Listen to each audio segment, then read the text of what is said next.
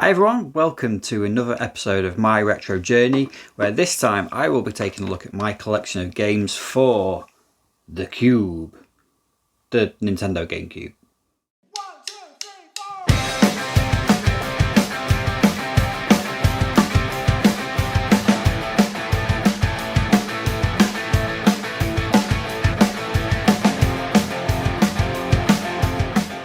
So hi everyone, thanks for joining me again. Hope you're doing well. I'm the man they call Pixel Paul, and this is my retro journey looking at, this time, the Nintendo GameCube. So the GameCube, it's a console that I don't have a huge collection for, and there's various reasons for that, which I'll sort of go into in a little bit. But it's also a console I don't have a huge amount of sort of nostalgia for either. But the more I kind of play games on it, the more I actually sort of come to realise it was actually quite a decent little console, really. Had its flaws, had its issues around the time when it was out. You know, it had a lot of good competition with the PlayStation 2, obviously, the Xbox, and even the Dreamcast, really, at the time. But in some regards, it really did hold its own. And I think in Europe, I think it actually sort of ended up roughly in the kind of second position sort of in the market, if you like, behind the PlayStation 2 and slightly ahead of the Xbox, which is quite interesting really. But yeah, the GameCube itself. So when did I get the GameCube? Well, it released over here in Europe in, I think it was 2002. I think we got it. I think America and Japan got it in 2001, but I'm pretty sure we got it in 2002. And I was a slightly late adopter. So the PlayStation 2 was pretty much my primary sort of console at that point. I built quite a decent collection for the PlayStation 2, and I was really into playing on that. But I can't remember what it was that made me sort of buy the GameCube. And I think with all my other retro game console videos that I've done so far, and there is a playlist for them, I'll put them at the end of the video. I don't really remember kind of a backstory to buying this console. I think it was literally something that caught my eye, a deal perhaps, and I went out and bought it. The days when I had a bit of disposable income. They seem a distant memory now. So yeah, there's no story to how or when I bought it. I can't actually even remember where I bought it from. It might even have been like Tesco or somewhere like that, I think. Don't know. But anyway, that's my original GameCube box. And you'll see that I went for the black version of it. Now, I went for the black version of it because at the time, obviously, I had a PlayStation 2. That was black. I think my TV was black. The DVD player was black as well. So it just made sense to buy the GameCube in black. But I do kind of wish now that I'd bought the purple version. Looking back, the purple version of it and the purple controller is quite iconic looking. And the black version is quite smart, but at the same time, possibly a bit boring. But that's the original box for it. It's actually in quite nice condition, that. That was the original box that I had. And there's the console itself. So yeah, I mean, it is quite a basic design, isn't it, the GameCube? There's not a huge amount to it. I suppose its weird selling point was, not selling point really, but its odd handle that it had. I'm not quite sure when or why anyone would be using a handle on a games console, but yeah, they stuck it on there, and it literally does nothing really. But yeah, it's quite a basic sort of looking console really. Mine, you probably can't notice it there, but mine, the front of it is quite sort of yellowed. I think that happened a while ago actually. You don't really probably notice it there, but if I do this and take the memory card out, you can, wow, actually, well, that's quite shocking. You can really see the difference there between, so that's what it should look like, and that's what it does look like. So it is quite yellow. That doesn't particularly bother me. That's part of the charm. It's my GameCube. I've had it for however many years. If it's yellow, it's yellow. It's because that's what's happened when I've had it. So yeah, the GameCube itself, I mean, it's not a bad looking console, is it? But yeah, that's the GameCube. The big thing with the GameCube though, and probably its biggest asset I'd say, is its controller. So I think the controller is really quite decent.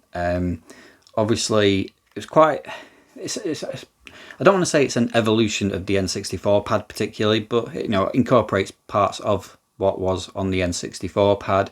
But it's really comfortable to use. It's a nice size, not too clicky, not too clunky. The only sort of downside I think with it are the 2 shoulder buttons, which I don't know, there's just too much spring in them for me, and they do make a racket and they're a bit clunky. But other than that, no, it's a decent pad, the GameCube pad, and I quite like it. I think it was in my top 10 game pads. I think I did a video on game controllers a few months ago, and I think it did make my top 10. So yeah, I think it's a decent controller, that one. Of course, it's Nintendo, they always make reasonable controllers, apart from maybe the Switch. That's another story. So yeah, the GameCube controller. So let's get on to my collection. So the first game that I bought for the Nintendo GameCube, and it was a launch title, so there were 2, in Europe anyway, there was 2 games that came out with the GameCube originally, and one was Luigi's Mansion and the other was this. And if I'm right, I think it was the first Nintendo console to not launch with a Mario game as well, which is quite unusual, because we didn't really get a proper fully fledged Mario game until Mario Sunshine came out.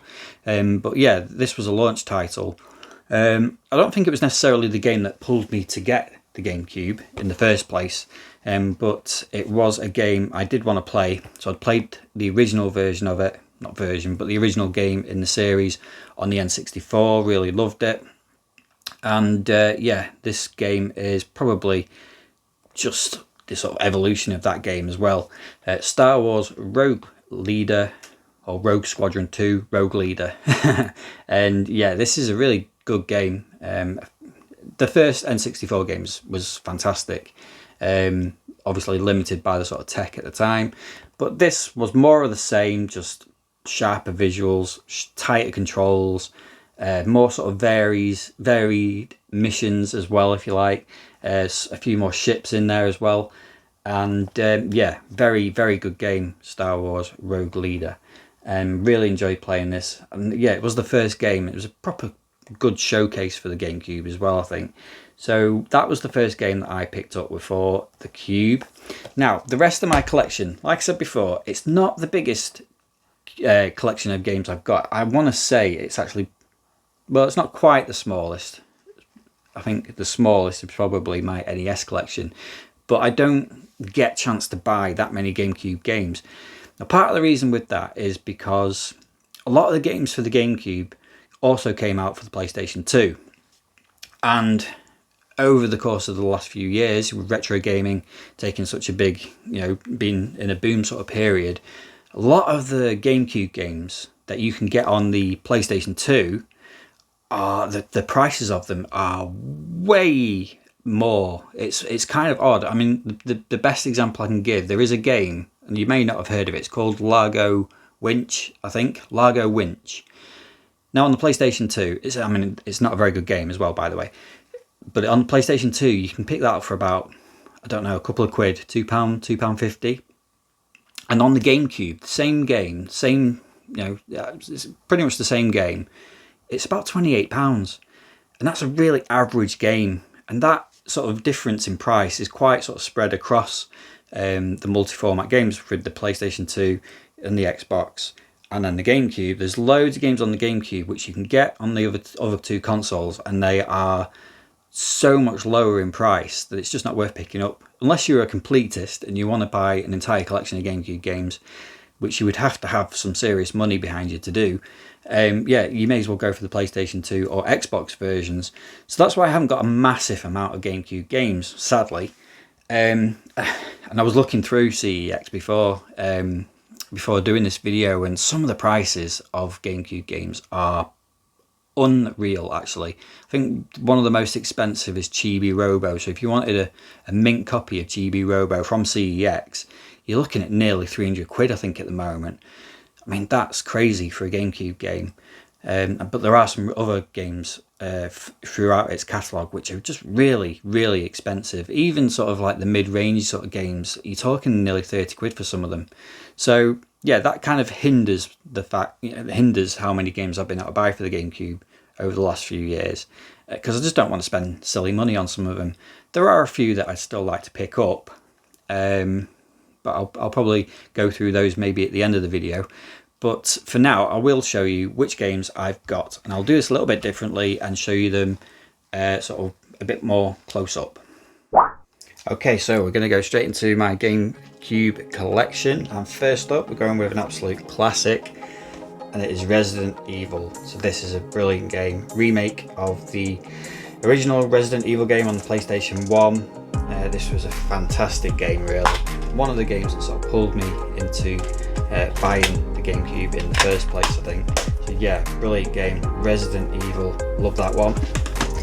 Next up, and obviously at this point Capcom and Nintendo were sort of best buddies, so we also got Resident Evil 0, which again is a decent game, but not one of my favourite Resident Evils, I must admit. It didn't grab me quite as much as, say, the first one did, or this next game, but Resident Evil 0, another decent one. So this was a bit of a system seller for the GameCube. Resident Evil 4, it was for a while a bit of an exclusive for the GameCube, and it's an absolutely fantastic game. We've obviously just had the remake come out for it too recently, and it's kind of stood the test of time. It's still a brilliant game. This has been ported to the PlayStation 4 as well, and the Xbox. It's a bit of a timeless game, so some people don't like Resident Evil 4 quite as much, but for me, probably the best Resident Evil game you can get. So this next one, and this one's a bit more sort of random, it was Donkey Konga. So I do have the bongos.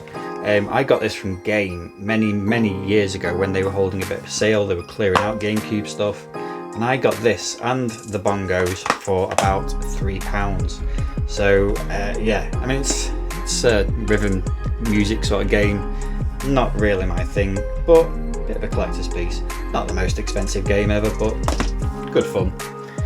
Next up is Zoo Cube. So this was only sort of a recent pickup. You can get this pretty cheap these days. Puzzle game, and it's not too bad actually. It's alright. It's hard to explain. If you've ever played games like sort of Zookeeper or something like that, it's all about lining animals up, matching animals, and building scores up. So it's alright. It's a nice cheap addition to the Cube collection, that one. Next up is one of my all-time favourite games again, and it is Freedom Fighters. So I've got this on the PlayStation 2, and I think I've got the Xbox version as well. But this is a brilliant game from EA. Absolutely love this game. If you've never played it, third-person shooter, very sort of clever, a little bit ahead of its time I'd say as well, but massively underappreciated. Wish there was a sequel. Sadly we never got it, but that is a worthwhile pickup if you have a GameCube. Next up was SSX on Tour. Fairly cheap to pick this one up. Nothing brilliant about this one. It's okay. It does what it does. There are better snowboarding games out there, but SSX Tour. Next up, this is probably arguably one of the worst games in my collection. Spider-Man, the original Spider-Man game on the GameCube, based on the original Spider-Man film. It's not very good. Not very good at all. I think this actually survived my original collection sale because it wasn't actually worth that much, but yeah, sadly it's not very good, but yeah, Spider-Man. Next up is Star Wars The Clone Wars. So I do love Star Wars, I do like the Clone Wars era. This is all about sort of vehicle combat, and it's a decent game to be fair. Quite like this one, Star Wars The Clone Wars. Moving on, another cheap and cheerful one, FIFA 06. What collection wouldn't be complete without a FIFA game? FIFA 06, Rooney and Ronaldinho on the front cover. There's not much to say about this game. It's another cheap one. Again, I think this one I had in my original collection. Must have bought it for peanuts back in the day, and it's not really worth any sort of trading value now. But nice to keep in. Nice to have it in the collection in a way. So yeah, FIFA 06.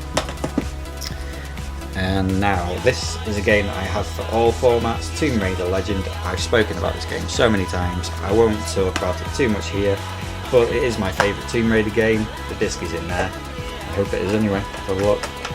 Yeah, because I was playing it earlier. But yeah, one of my favourite Tomb Raider games, if not my favourite Tomb Raider game really. And this was the GameCube version, and it plays just like the PlayStation 2 version really.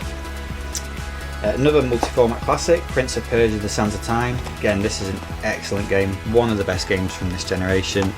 Absolutely amazing game. Love this one. My favourite of this sort of original, well not original, but Prince of Persia trilogy in this gen. I just think that's a fantastic game. So yeah, it's a nice version of that too. Another cheap and cheerful one, X-Men 2: Wolverine's Revenge. A little bit by the numbers this one. Hack and slash kind of game, playing as Wolverine. Nothing particularly special about it, but it is nice and cheap, and it's quite a cool cover actually as well. So yeah, X-Men 2, love that movie. Now this game is a good one actually. I've never actually finished it, but I did start to play it again the other night and really started to enjoy it. And it is Star Fox Adventures. Started life as, I think it started life as a game, as an N64 game, sorry, Dinosaur Planet, merged into Star Fox Adventures. Got quite sort of scathing reviews when it originally came out, sadly, but playing it again back now, yeah, I think it's pretty good actually, Star Fox Adventures. Quite enjoying it, and sort of intending to play a bit more of this. So yeah, great front cover as well, like that one. Next up was a bit of an upgraded game from the N64. It is Wave Race Blue Storm, sort of water sport, water jet ski racing game, you know the score. Wave Race, it's not hugely different to the N64 game, improved graphics obviously, and the water effects are a lot better. But yeah, it's not bad. I think I do prefer the N64 game though, if I was to choose. But yeah, Wave Race Blue Storm. Next we have PN03, product number 3, one of Capcom's big 6, I think it was 6 anyway. This is a strange one, but oddly addictive actually. It's like a third-person shooter. It's quite hard to explain actually. It's not your sort of standard third-person shooter, but it's oddly addictive actually. I quite like it. It's not for everyone, this one. But yeah, really happy to add that one into collection this year. Next up we have 007 Nightfire, arguably the best Bond game that isn't GoldenEye. Amazing game this one, really like it. So yeah, another nice addition. And then we're moving on to some bigger hitters here. We've got Mario Kart Double Dash. Now the copy that I've got, not to be sold separately, I don't know if this came or would have been like a bundle copy with the console, or whether it was sold with some sort of separate pad, I'm not sure. I know usually it comes in a red case as well, but I've got in a black case, and I know there was also a version of this that came with, I would assume it was the Zelda Wind Waker kind of demo or something like that, I don't know. But yeah, Mario Kart Double Dash. I don't think it's the best Mario Kart game ever made, but it's still fun. Works well with the controller as well. So yeah, Mario Kart Double Dash. Moving on to one of my favourite games on the GameCube, F-Zero GX. I adore this series, I think it's an amazing series. I do love future races, and F-Zero is up there with one of the best. So yeah, brilliant game this, amazing score, amazing soundtrack to it. Unbelievably fast, so many cars on the track as well. Yeah, amazing game this one. F-Zero GX, bring back F-Zero, Nintendo, do it now. So last two games, Mario Sunshine. So it took a while for this game to come out and for Mario to make his sort of GameCube debut. I think some people were a little bit underwhelmed when this came out. I thought it was okay. It was a little bit disappointing compared to sort of Super Mario 64. A little bit gimmicky. It's not the best Mario game ever. Is it the worst Mario game ever? I don't know. I'll let you decide that. Let me know in the comments. But any Mario game's not going to be that bad, is it? So yeah, Super Mario Sunshine. Does split opinion a little bit, that one.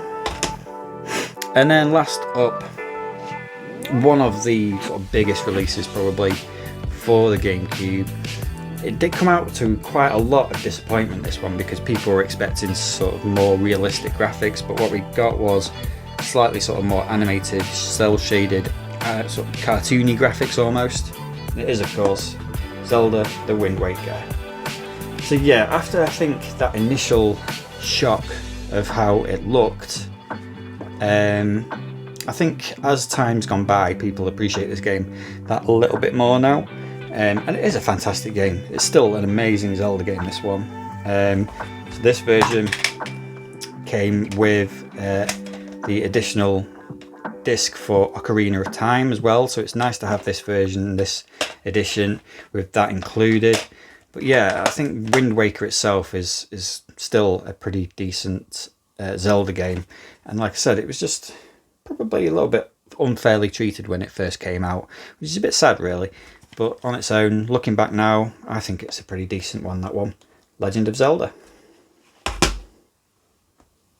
That was a close look at the rest of my GameCube collection, and yeah, there are some absolute classics in there. The GameCube it struggled a little bit with third-party games, so you know, most of these sort of what you would call classic games for the GameCube are first-party games. They are from Nintendo or Rare, but in general most of them are from Nintendo, and it's because for whatever reason they just didn't have that third-party support for the GameCube, and that's possibly one of the reasons why it started so slowly. It was only when the likes of, say, Resident Evil started to be brought to the Cube, and Capcom had that little relationship with Nintendo. You know, they had the whole Big Six, was it Big Six games? Killer 7 and Beautiful Joe and Resident Evil, blah, blah, blah, blah, blah. That probably the Cube started to grab people's attention a little bit more, and I think sales did pick up then. But in general, third-party games were not quite as many as you would get for like the PlayStation 2, say. So that being said though, what is my favourite GameCube game? Well, it had to be this one. I think this one is a fantastic game, absolutely amazing game, easily my favourite game on the GameCube. I've played it through on the Cube probably 2 or 3 times. I have played the Switch remaster as well, which was fantastic. They did an amazing job porting it onto the Switch and remastering it. So yes, that is a great version of it. But I do like this version as well. It works really well with the Cube controller. And that game, of course, is Metroid Prime. So yeah, absolutely fantastic game. It took a while for us to get this game. So obviously, I think I've got the story right. There was rumours of development of a game for the N64 in 3D, but it never actually happened. And eventually, on the GameCube, we got Metroid Prime. So this was Samus Aran's first venture into a first-person 3D world. It's a hard act to follow as well, because Super Metroid, which was the game before this one, well, console game anyway. There was a couple of Game Boy games, obviously. But yeah, the jump from that 2D platformer, which was an absolute classic game, to Metroid Prime is almost seamless. It is a Metroid game in first person, and yeah, what they did with this game was pretty incredible, really. And every sort of element of the 2D Metroid games is in there, with extra bells and whistles as well. So that's the manual and the disc there as well. So yeah, Metroid Prime, absolutely an amazing game. And to be fair, it's a really good trilogy as well, the Metroid Prime trilogy. Metroid Prime 2 Echoes was slightly different with the light and dark sections to it, and that was kind of the twist for that game. Metroid Prime 3 on the Nintendo Wii obviously had all the motion controls incorporated into it, but same sort of level design and ideas were incorporated into it, but neither of those two quite hit the mark like the original one did. So yeah, absolutely amazing game. If you are starting a GameCube collection, or you have a GameCube already and you don't have Metroid Prime, you have to pick this game up because it is incredible. And that was my retro journey, the Nintendo GameCube. Short and sweet. Yeah, like I said, not the biggest collection that I've got, but I am still looking to bring games into it. Games that I would still like to get. And some of these I had in my original collection but sold them on. Luigi's Mansion, obviously. I'd love to pick that up. Pikmin. Eternal Darkness is one that I'd love to get again. I did play it, but I don't think I finished Eternal Darkness, so I'd love to grab that one more time and give that a go. But I think those are probably the 3 that I am maybe sort of looking to try and get at some point. I'd love to pick those 3 games up for the Cube, because they are another 3 games which are, you know, real sort of standouts for the console. So I hope you enjoyed that quick look through my GameCube collection. Let me know your thoughts on the GameCube itself. What other games do you think I should pick up for the console? And yeah, what's your collection like? How do you find collecting for the GameCube? Do you find it easy, or, you know, does that price range of the games put you off? Be interested to know, so let me know in the comments. So thanks for watching, and I'll see you next time.